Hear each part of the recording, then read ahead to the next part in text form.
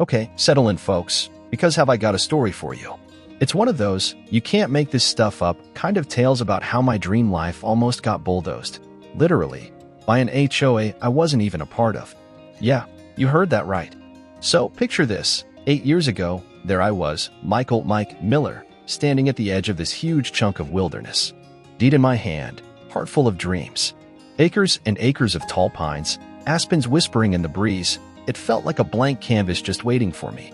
I busted my hump for years in the city, stressful engineering job, saving every dime I could scrape together for this crazy idea, living off the grid.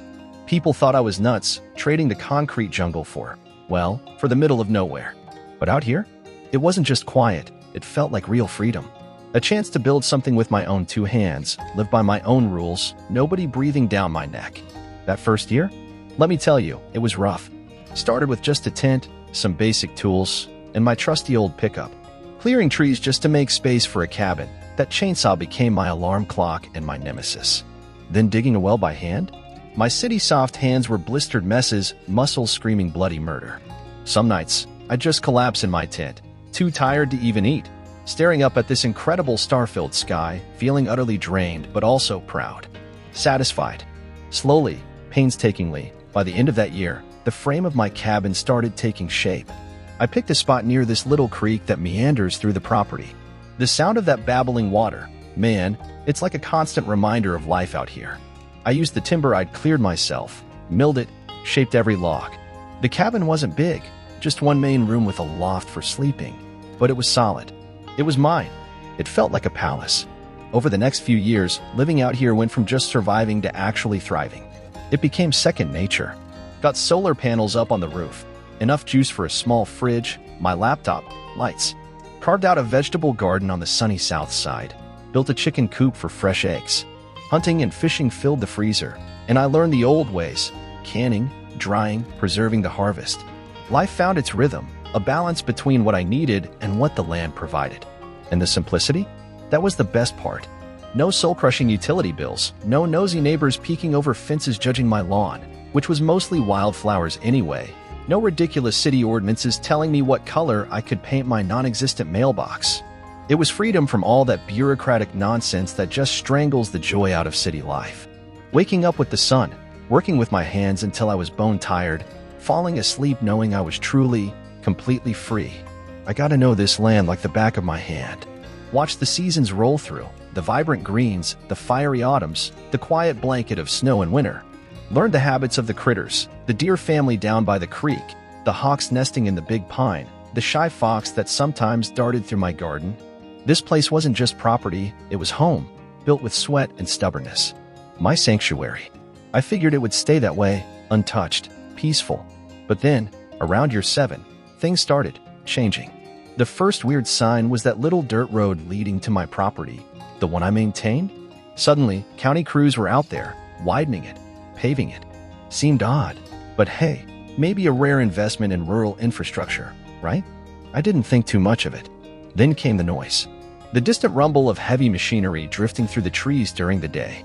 At night, the unnatural glow of floodlights cutting through the darkness. Over on a stretch of land a few miles away, land that used to be empty woods, they were tearing things up. Trees came down, foundations got poured. Slowly, relentlessly, a subdivision started taking shape. I watched it from a distance, a little uneasy. How would this affect my quiet life? My land was far enough away, I reasoned. They couldn't possibly bother me way out here. I owned my acreage free and clear, never signed any HOA papers, never agreed to be part of their world. The wilderness felt vast. Surely there was room for both their manicured lawns and my wild meadow. Boy, was I naive. The first real sign of trouble wasn't a bulldozer, but a piece of paper.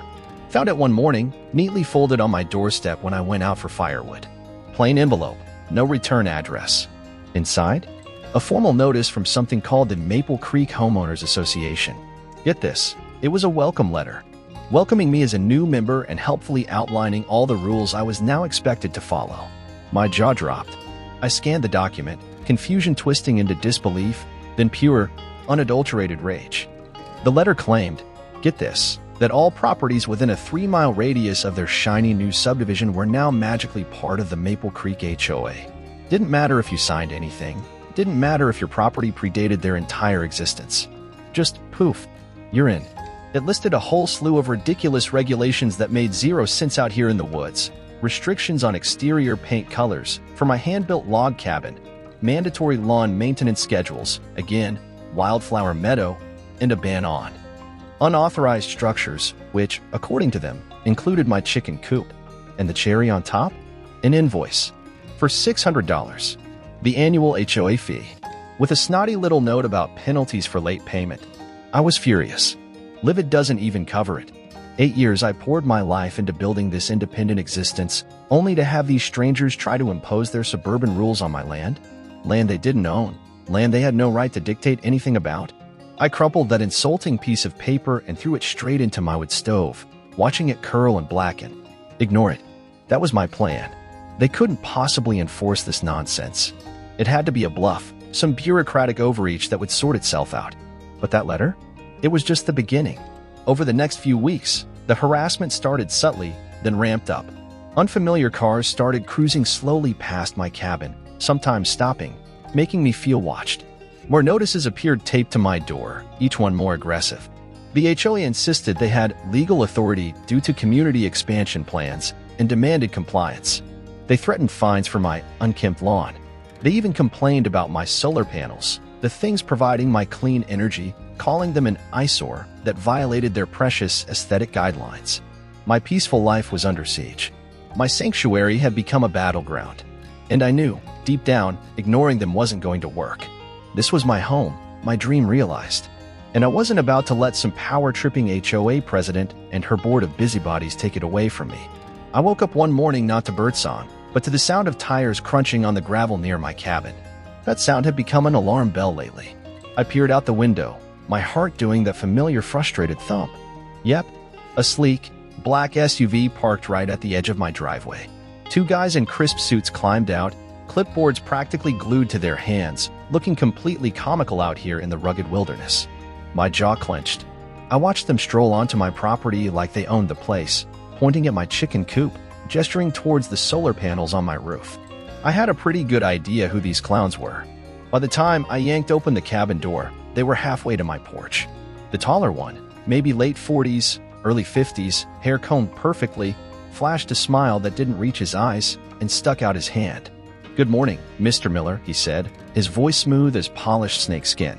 "I'm David Peterson, president of the Maple Creek Homeowners Association. This is my colleague, John Williams, our legal counsel." I ignored the handshake, crossed my arms. "I'm not part of your HOA," I said, keeping my voice flat. "You're wasting your time and trespassing on my property." Peterson's smile didn't falter, but his tone became instantly patronizing. "Mr. Miller, I understand your confusion. But let me assure you, this isn't a waste of time. Your property falls within the jurisdiction of Maple Creek due to its proximity to our subdivision. As such," he gave a little condescending nod, "you're subject to the same rules and regulations as our members." I shook my head, digging my heels in. "This land has absolutely nothing to do with your subdivision. I bought it 8 years ago, free and clear, long before your development was even a blueprint. I never signed any agreements with you. I never agreed to be part of your association, and I don't recognize your authority here." Williams, the lawyer, stepped forward then, holding up a thick stack of papers like a shield. "Actually, Mr. Miller," he began, his voice equally smooth but with a harder edge, "there's a clause in the original deed pertaining to this general area. It allows for the establishment of a homeowners association should the majority of the surrounding properties become developed. Maple Creek meets that requirement. Therefore," he tapped the papers, "your property is now considered part of the HOA by default." I snatched the papers from him, flipping through them quickly.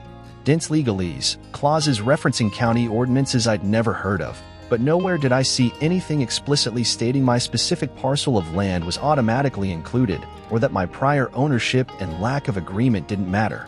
It felt like a twisted interpretation, a legal loophole they were trying to shove me through. I handed the papers back, my jaw tight. "I'll be getting my own lawyer to look at this," I said, my voice low and steady. "Until then, I'm telling you again, stay off my property." Peterson's smile finally slipped, replaced by a flicker of annoyance. "We're trying to be reasonable here, Mr. Miller. The HOA exists to maintain the value and aesthetic appeal of the entire community. If you refuse to comply, We will have no choice but to take further action. Fines, liens, it can get unpleasant. I took a step closer, locking eyes with him. This isn't a community in the way you mean it. This is my land, my private property.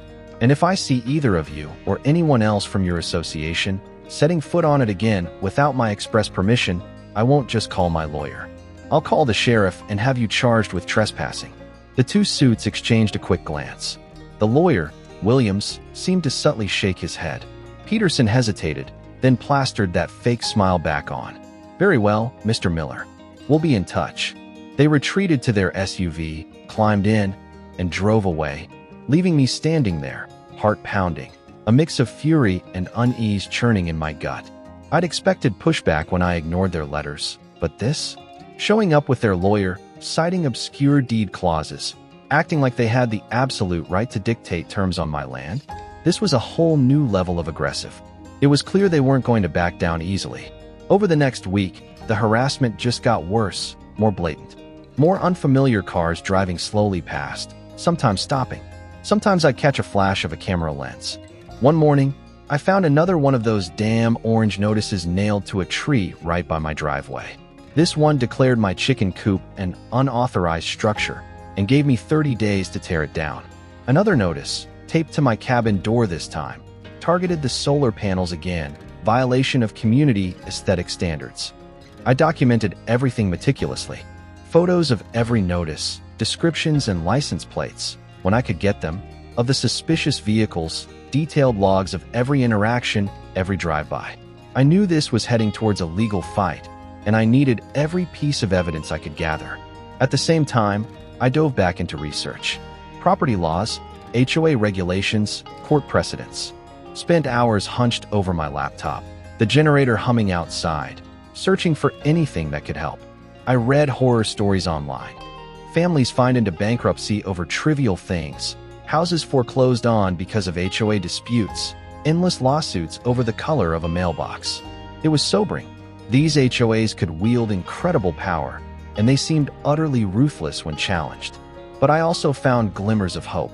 Cases where homeowners had fought back successfully, proving the HOA had overstepped, proving their property wasn't under HOA jurisdiction. The key always seemed to be in the fine print, the original deed, the specific wording of the HOA's governing documents, proving they lacked the authority they claimed. I knew I needed professional backup. This wasn't something I could handle alone against their lawyers. I found Jessica Adams, an attorney whose name kept popping up in articles about successful challenges against aggressive HOAs. Her website talked about fighting for property rights, standing up to bullies. Sounded like exactly who I needed. Our initial phone call was a relief. I laid out the whole saga: inheriting the land, building my off-grid life, the sudden appearance of the HOA, the letters, the visit from Peterson and Williams, the escalating notices. I emailed her copies of my deed, the notices, the photos. Jessica reviewed everything and called me back the next day. Her voice was calm, professional, but had an undercurrent of controlled anger that resonated with me. "Good news, Mike," she said straight away. "Based on everything you've sent, especially that original deed and the lack of any specific inclusion in HOA formation documents, your property is not legally bound by the Maple Creek HOA. That clause they're citing about surrounding development? It's typically interpreted to apply only to properties within a platted subdivision intended for such governance, which yours clearly isn't. They are absolutely overstepping their authority." I felt a wave of relief so strong I almost sagged against the wall. So, they're just bluffing? Trying to intimidate me? Exactly, Jessica confirmed. It's unfortunately a common tactic. They rely on homeowners not knowing their rights, getting scared, and just complying to avoid trouble. "But don't worry," she added firmly. "We can fight this. I'll draft a formal cease and desist letter immediately, challenging their claims point by point and demanding they stop all harassment." The letter went out, certified mail, return receipt requested. But true to form, the HOA didn't back down. They doubled down. A week later, another letter arrived, this one thick, official-looking, signed by their lawyer, John Williams. It formally accused me of non-compliance with HOA regulations and threatened legal action, including placing a lien on my property and eventual foreclosure if I didn't pay the accumulated $600 annual fee. for a membership I never had, and remove all my violations, the chicken coop and solar panels, within 14 days. My frustration boiled over. This was insane. I decided it was time to take the fight public, fight fire with fire. I recorded a video right there in front of my cabin, holding up their latest threatening letter. I told my story, calmly, factually, detailing the harassment, explaining how my property was exempt, showing the ridiculous notices, calling out the HOA for their blatant overreach and bullying tactics. I posted it online, YouTube, Facebook, everywhere I could think of. The response was explosive. The video went viral, shared thousands of times. Comments poured in, messages of support, outrage at the HOA, people sharing their own HOA nightmares. Local news stations picked it up. Reporters started calling, wanting interviews. Suddenly, my quiet, off-grid life was smack dab in the spotlight. It felt weird, exposing my sanctuary like that. But I welcomed it. Public scrutiny, I figured, might be the only language bullies like the Maple Creek HOA understood. As the pressure mounted online and in the media, I braced myself. I knew the HOA wouldn't just disappear. They'd fight back, probably get even nastier. But now, I wasn't just fighting for myself. I felt like I was fighting for everyone who'd ever been pushed around by an organization that thought it was above the law. The battle for my land, my freedom, was just getting started, and now the whole world was watching. One morning, I woke up to a sound that definitely wasn't birds chirping. It was this unsettling quiet, the kind that feels heavy, charged. Stepped outside with my coffee, and my stomach dropped. Those damn orange notices? They weren't just on my door or the tree anymore. They were plastered everywhere. On the chicken coop, on my garden fence, even slapped onto the base of my solar panels. Each one screamed "Final Warning" in bold red letters. The newest notice took the cake. It claimed my property, my off-grid homestead in the middle of the woods, was violating multiple environmental preservation mandates set by the HOA. Said my garden and chicken coop were disrupting local wildlife migration patterns. The language was so absurdly formal it was almost comical, but the threat underneath was serious. Action is imminent. Look, I'm no stranger to hard work or stress. Comes with the territory of building a life out here from scratch. But this relentless, nonstop harassment? It was wearing me down. I built this place to escape this kind of bureaucratic meddling, this constant interference. Every notice, every slow drive-by from some HOA goon in an SUV, every vaguely threatening letter felt like a deliberate attack on my peace of mind, on the very freedom I came here seeking. That morning, I got right on the phone with Jessica, my lawyer. Told her about the latest paper storm. She listened, her voice calm but firm on the other end, which helped ground me. Remember, Mike, she said, this is pure intimidation. They're throwing everything at the wall hoping something sticks, hoping you'll break or make a mistake. Document absolutely everything. Take pictures of every single notice, note the date and time. I'll handle the legal response. Feeling a bit better after talking to her, I spent the afternoon reinforcing my defenses not against bears or bad weather, but against paperwork and pettiness. Photographed every single new notice, filed them meticulously. Double-checked the motion-activated camera I'd installed near the driveway. Made sure the batteries were fresh, the memory card empty. The wilderness taught me to be prepared, resilient. I wasn't about to fold now. By late afternoon, Jessica emailed me the draft response to the HOA's latest salvo. Man, it was a thing of beauty. Sharp, precise, legally airtight. It systematically dismantled every single one of their bogus claims, citing specific laws and even previous court cases that set clear precedents for properties like mine being exempt from HOA jurisdiction. Reading it, I felt a surge of gratitude. This woman was a fighter. We sent the letter off that evening. For a moment, I actually let myself relax, hoping, maybe, finally, this would be the end of the nonsense.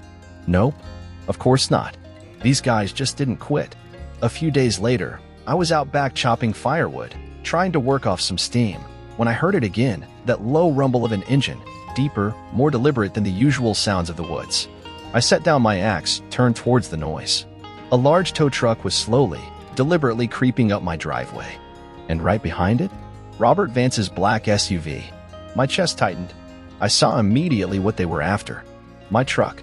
My old, reliable pickup, parked near the cabin. Yeah, it's dusty, got some grind from hauling supplies and navigating rough terrain, but it runs like a top. The tow truck driver climbed out, clipboard ready. Vance followed, that ever-present smugness practically radiating off him. "What the hell is this now, Vance?" I barked, storming towards them. Vance held up a hand, that infuriatingly calm gesture again. His tone, though, was anything but calming.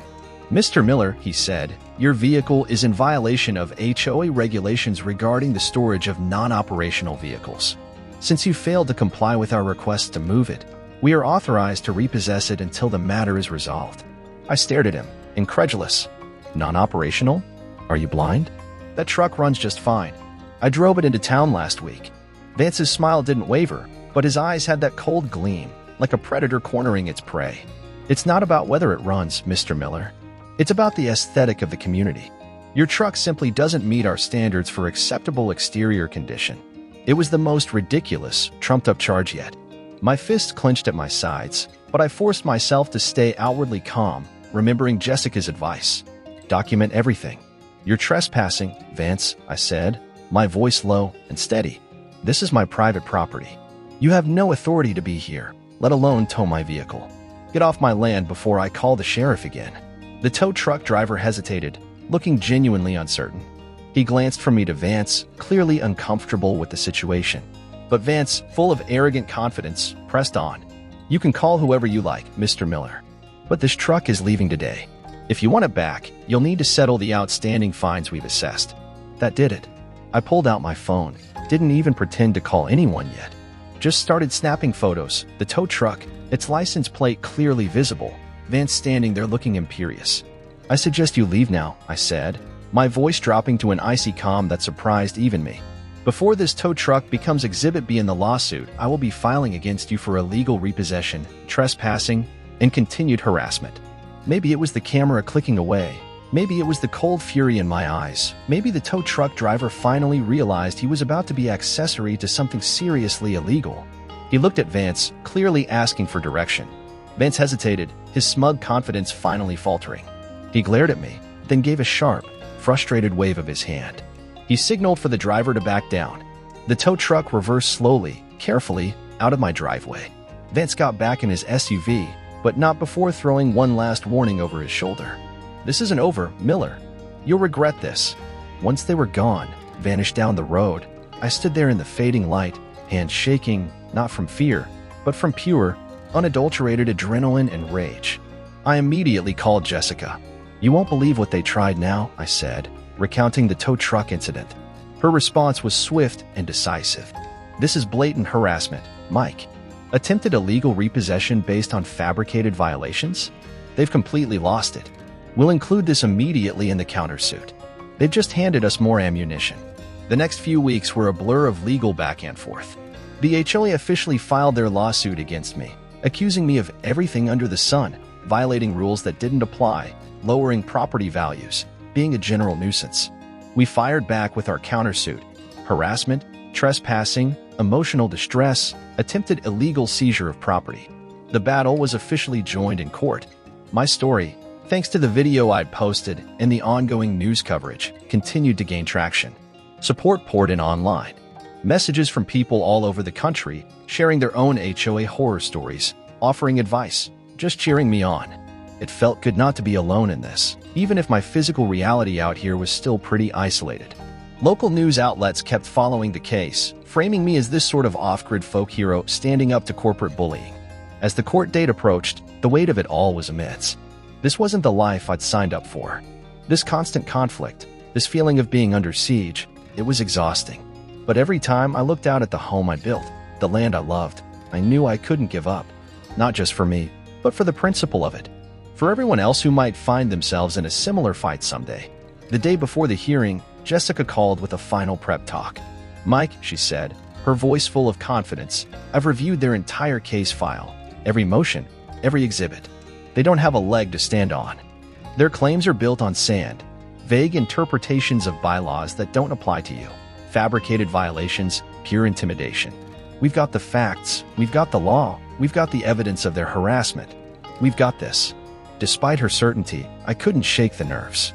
The HOA had resources, connections, and a nasty determination to win. But as I looked out at my cabin, bathed in the soft light of dusk, surrounded by the quiet strength of the wilderness that had become my home, my sanctuary, I knew I couldn't back down. This was my fight. And I was ready.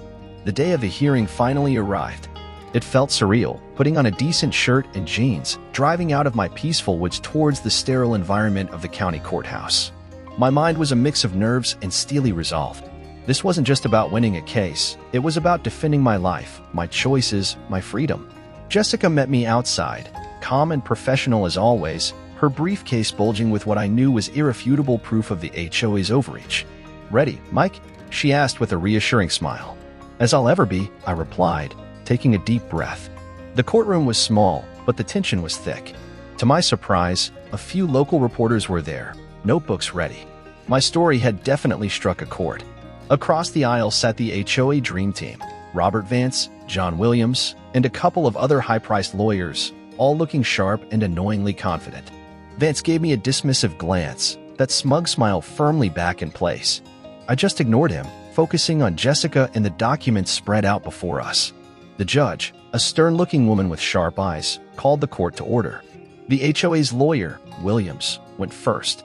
He painted this picture of the Maple Creek HOA as a benevolent entity, simply trying to maintain community standards and protect property values for the greater good. He portrayed me as some stubborn outlier, a rogue homeowner refusing to cooperate, intentionally violating rules that didn't apply to me, and single-handedly dragging down the neighborhood's aesthetic appeal. He brought out those grainy photos again. My chicken coop, my solar panels, my perfectly functional, if slightly dusty, truck, presenting them like evidence of criminal negligence. He rehashed the argument about the original deed clause, twisting its meaning to fit their narrative. Listening to him felt like being gaslight on a grand scale. When Williams finally sat down, the judge turned to Jessica. "Ms. Adams, you may proceed." Jessica rose gracefully. Her approach was methodical, precise. She started with the foundation, jurisdiction. "Your Honor," she began, her voice clear and strong, "the core issue here is simple. The Maple Creek HOA has absolutely no legal authority over Mr. Miller's property." She held up my original deed, copies distributed to the judge and opposing counsel. This document, predating the HOA's existence, explicitly exempts Mr. Miller's land from any future subdivisions or governing bodies like this HOA. The clause Mr. Williams cited applies only to properties within the platted subdivision, which Mr. Miller's property demonstrably is not. She then presented the county maps, the zoning records, the 2016 annexation document that specifically excluded my farm. Piece by piece, she dismantled their entire claim to authority. Next, she addressed the harassment. "What we have here, Your Honor," Jessica continued, her voice hardening slightly, "is not a simple dispute over bylaws. It is a pattern of targeted harassment and intimidation." She presented the timeline. The bogus notices, the photos of HOA representatives trespassing caught on my cameras, the threatening letters, the attempt to illegally tow my truck, the vandalism of my fence, the disruption of my mail and power, the fabricated zoning complaints, the intimidating anonymous notes and emails. This wasn't about community standards, she argued. This was a deliberate, malicious campaign to force my client off his land because he refused to bow to an authority he wasn't legally subject to. The judge listened intently, her expression growing increasingly grim as Jessica laid out the evidence. When it was my turn to testify, I just told the truth. I talked about why I moved out here, the hard work it took to build my home, the peace I'd found, and how the HOA's actions had shattered that peace, turning my sanctuary into a source of constant stress and anxiety. "What was your reaction when you received the first letter?" Jessica asked. "Confused," I replied honestly. "Then angry. I knew I wasn't part of their association. I couldn't understand why they were targeting me. And how has this conflict impacted your life?" I took a breath. It's been hell, frankly. Exhausting. I came here to escape interference, to live a quiet life. Instead, I've been harassed, threatened, had my property damaged, my utilities messed with, dragged into court, all over rules that don't even apply to me. They tried to steal my peace. The HOA lawyer, Williams, tried to trip me up on cross-examination, asked loaded questions about the condition of my property, implied I was uncooperative, tried to paint me as unreasonable. But I stuck to the facts, calmly repeating that my property was private and their rules were irrelevant to me. By the end of the hearing, the judge looked thoroughly unimpressed with the HOA's case. She announced she'd review everything and issue her ruling in the coming days. Waiting was torture. But leaving the courthouse, I felt strangely lighter. We had presented the truth, backed by undeniable evidence. For the first time, I allowed myself to believe we might actually win this. That evening, back at the cabin, sitting on my porch watching the sunset paint the sky, the wilderness felt quiet again. Peaceful. No matter the ruling, I knew I'd fought the good fight. I barely slept waiting for that ruling. Every creak of the cabin, every rustle outside made me jump. My mind kept replaying the hearing, second-guessing everything. Did I sound convincing? Did the judge see through the HOA's lies?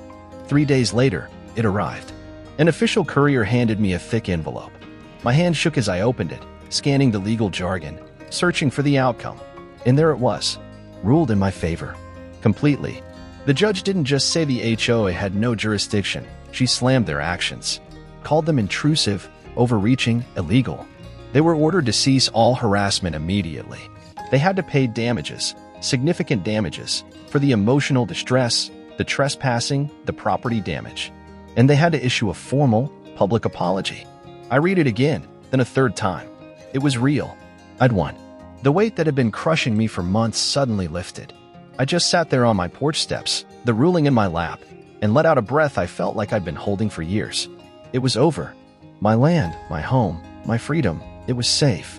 The news hit the community like a shockwave. My case had been all over the local papers and online forums. Reporters called again, wanting reactions. Legal experts chimed in, calling it a significant win for property rights against HOA overreach. I got emails and messages from people all over the country, thanking me for standing up, sharing their own battles. It was humbling, realizing my personal fight had resonated with so many others. The Maple Creek HOA? Utter humiliation. Robert Vance resigned as president almost immediately, citing vague personal reasons. Good riddance. Rumor was, the residents were furious about the wasted money and the public shaming. The HOA was forced to pay the damages, which, combined with their legal fees, apparently put a serious dent in their budget. With the settlement money, I finally got to work on the things I dreamed of doing before this whole mess started. Repaired the fence properly, expanded my garden, upgraded the solar panels, got an even better system, more power, more independence. Every improvement felt symbolic, like erasing the stain of their harassment and reclaiming my space. Life slowly settled back into its quiet rhythm. The woods felt peaceful again. I spent my days working the land, chopping firewood, fishing in the creek, just enjoying the solitude and the freedom I'd fought so hard to protect. The HOA drama started to feel like a distant bad dream, but the court documents stayed filed away, a reminder of the battle won. One crisp fall morning, I was out by the creek, reinforcing the banks, when a car I didn't recognize pulled up. A woman got out, looking a little hesitant. "Mr. Miller," she called out. "That's me," I said, setting down my shovel. She introduced herself as Emily Johnson, a new resident in Maple Creek. "I heard about your case," she explained. "We moved here a few months ago, didn't know about all the issues with the HOA. But things have really changed since your lawsuit. They're much less aggressive now. People are pushing for reforms. I just wanted to say, I think you made a bigger difference than you realize." Her words caught me off guard. I'd fought for myself, for my own patch of land. The idea that it had actually sparked change for others, even in the community I wanted nothing to do with initially, that felt surprisingly good. Humbling. That evening, I pulled out that old journal again. Started writing. About the hard work, the peace, the fight, the unexpected victory, the support from strangers, the conversation with Emily. It felt good to process it all. I realized the wilderness had taught me resilience, but this fight? It had taught me courage. The courage to stand up, not just for myself, but for what was right. As the fire crackled and the stars blazed overhead in that vast, dark sky, I closed the journal, looked out at my land, my home, my sanctuary. It was truly mine again, and whatever came next, I knew I had the strength to face it. My victory wasn't just legal, it was personal. A testament to perseverance, a defense of freedom, and proof that sometimes, the little guy really can win.